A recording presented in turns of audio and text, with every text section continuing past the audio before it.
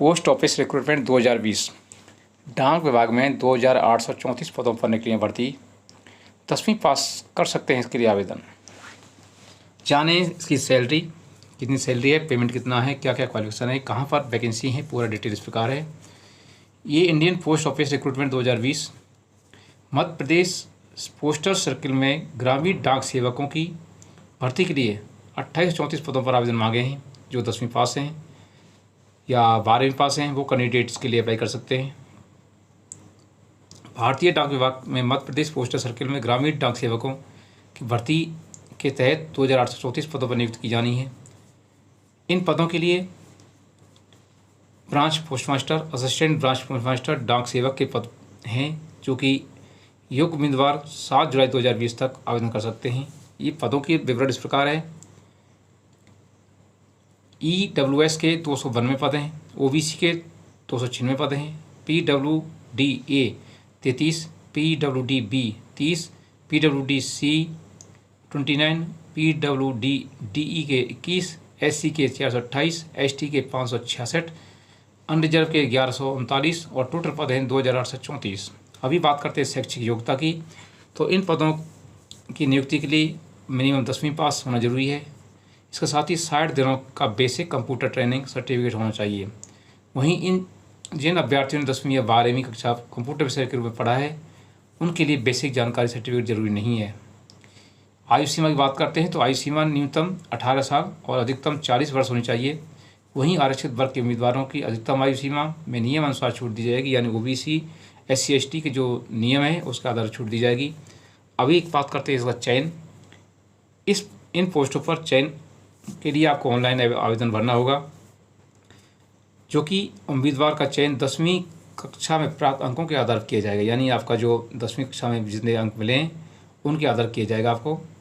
और इसका नोटिफिकेशन संख्या है, यह है notifications for the post of Gramin Dak Sevak साइज circle 11/2019-2020 Madhya Pradesh circle ESTT/14-02/GDS vacancy second cycles 20।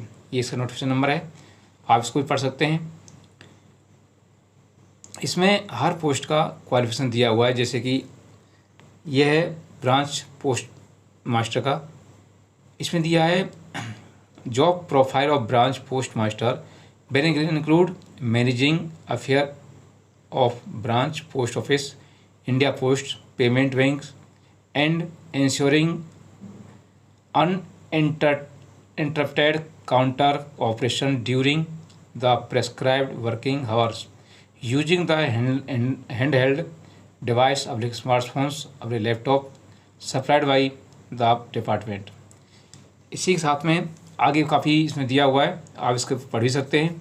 और असिस्टेंट ब्रांच पोस्ट मास्टर का भी इसमें दिया हुआ है, डाक सेवक का भी है, और सभी वैकेंसियों के बारे में दिया हुआ है। दूसरा बात करते हैं आपका इसका जो पेमेंट का, तो BPM का पेमेंट है 12,000 से लेकर के 14,500 तक। ABPM अपने डाक सेवक का है 10,000 से लेकर के 12,000 रुपये तक।